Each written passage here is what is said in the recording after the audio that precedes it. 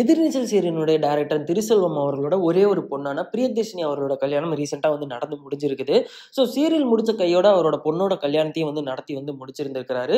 பிரியதர்ஷினி அவர்களுக்கு ஆரம்பத்துல இருந்தே ஆக்டிங் மேல இன்ட்ரெஸ்ட் இல்லாத காரணத்தினால அவங்களோட துறையா ஃபேஷன் டிசைனிங் செலக்டும் பண்ணியிருந்திருக்கிறாங்க. ஸோ இப்போ அந்த ஒரு துறையில தான் ஒர்க்கும் பண்ணிட்டு இருக்கிறாங்க. இவங்க யாரை கல்யாணம் பண்ணியிருக்காங்கன்னு சொல்லி பார்க்கும்போது ஹரிகுமார் அப்படிங்கிறவங்க தான் இவங்க கல்யாணம் பண்ணியிருந்திருக்கிறாங்க.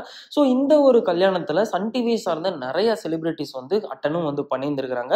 குறிப்பா ஃப்ரெண்ட்ஸ் அண்ட் ஃபேமிலி மத்தியில தான் இந்த கல்யாணமானதுமே நடந்திருக்குது. ஸோ சீரியல் முடிச்ச கையோட இந்த கல்யாணம் நடந்து முடிஞ்சது எதிர்நீச்சல் குடும்பம் எல்லாத்துக்குமே ஒரு சந்தோஷமான தருணத்தை தான் கொடுத்திருந்திருக்குது.